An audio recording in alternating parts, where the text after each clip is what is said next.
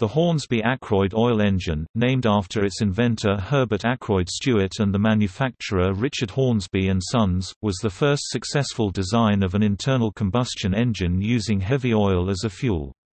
It was the first to use a separate vaporizing combustion chamber and is the forerunner of all hot bulb engines, which are considered predecessors of the similar diesel engine, developed a few years later. Early internal combustion engines were quite successful running on gaseous and light petroleum fuels. However, due to the dangerous nature of petroleum and light petroleum fuel, legal restrictions were placed on their transportation and storage. Heavier petroleum fuels, such as kerosene, were quite prevalent, as they were used for lighting, but posed specific problems when used in internal combustion engines. Oil used for engine fuel must be turned to a vapor state and remain in that state during compression. Furthermore, the combustion of the fuel must be powerful, regular, and complete, to avoid deposits that will clog the valves and working parts of the engine.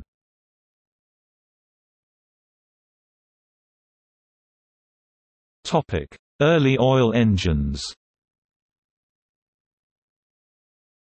The earliest mention of an oil engine was by Robert Street, in his English Patent No. 1983 of 1794, and according to Horst O. Hardenberg there is evidence that he built a working version.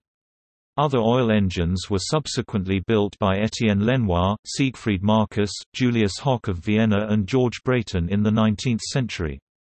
In 1807 Nicephore Niepce built a working moss and coal powder-powered engine, the Pyreolophore, which powered a boat upstream on the River Sewon. All of these engines with the exception of Brayton's were non-compression. Others made refinements to the oil engine. William Dent Priestman and Emile Capitaine are some of the more notable. However, it was Herbert Akroyd Stuarts' design that was the most successful. Herbert Akroyd Stuarts' engine. Herbert Akroyd Stuarts' first prototype engines were built in 1886. In 1890, in collaboration with Charles Richard Binney, he filed patent 7146 for Richard Hornsby and Sons of Grantham, Lincolnshire, England. The patent was entitled, "Improvements in Engines Operated by the Explosion of Mixtures of Combustible Vapor or Gas and Air."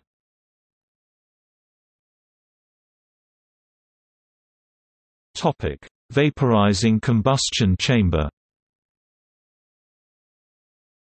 Stuart's oil engine design was simple, reliable and economical. It had a comparatively low compression ratio, so that the temperature of the air compressed in the combustion chamber at the end of the compression stroke was not high enough to initiate combustion.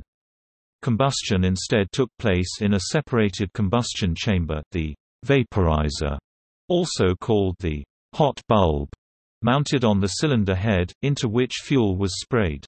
It was connected to the cylinder by a narrow passage and was heated either by the cylinder's coolant or by exhaust gases while running. An external flame such as a blowtorch was used for starting. Self-ignition occurred from contact between the fuel-air mixture and the hot walls of the vaporizer, by contracting the bulb to a very narrow neck where it attached to the cylinder. A high degree of turbulence was set up as the ignited gases flashed through the neck into the cylinder, where combustion was completed. As the engine's load increased, so did the temperature of the bulb, causing the ignition period to advance. To counteract pre-ignition, water was dripped into the air intake.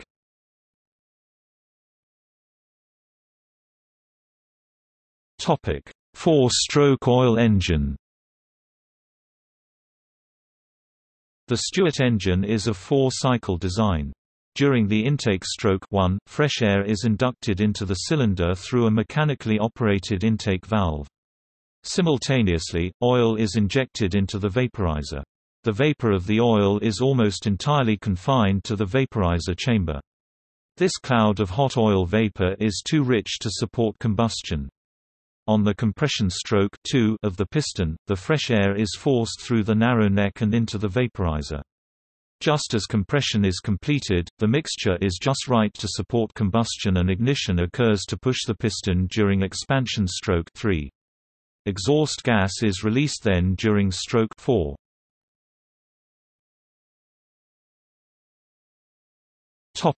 Two-stroke hot bulb engines.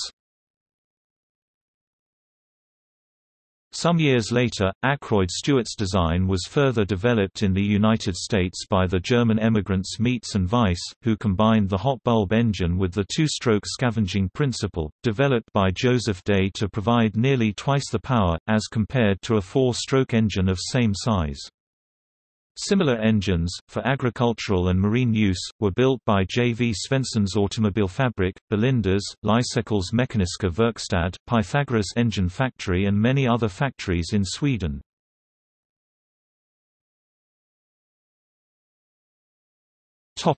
Comparison to the diesel engine.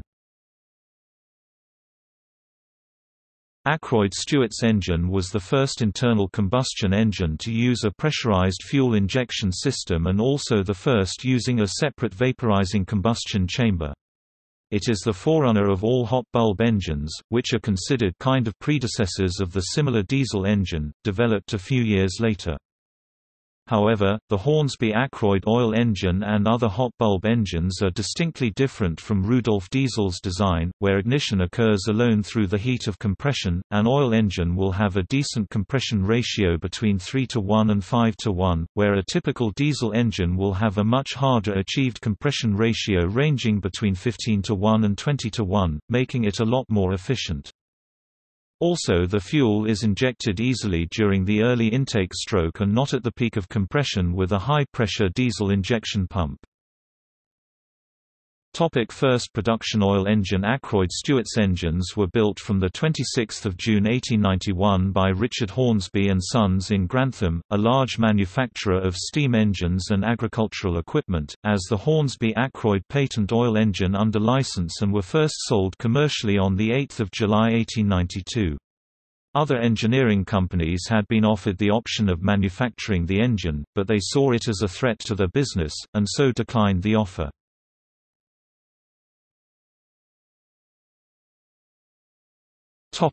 Adaption to compression ignition.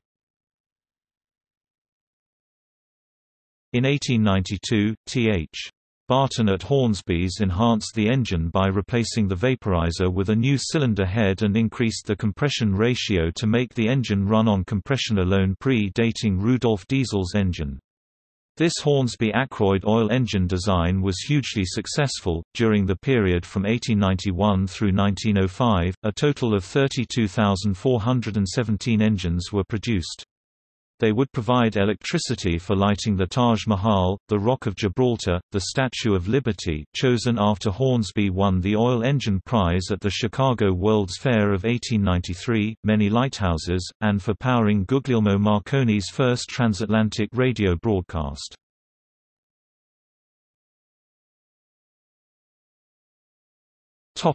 See also: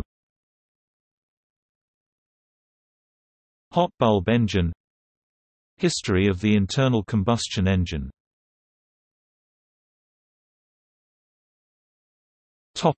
Notes.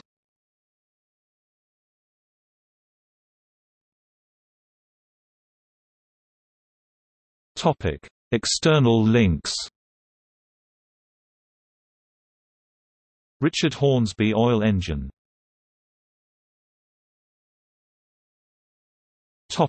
Video clips.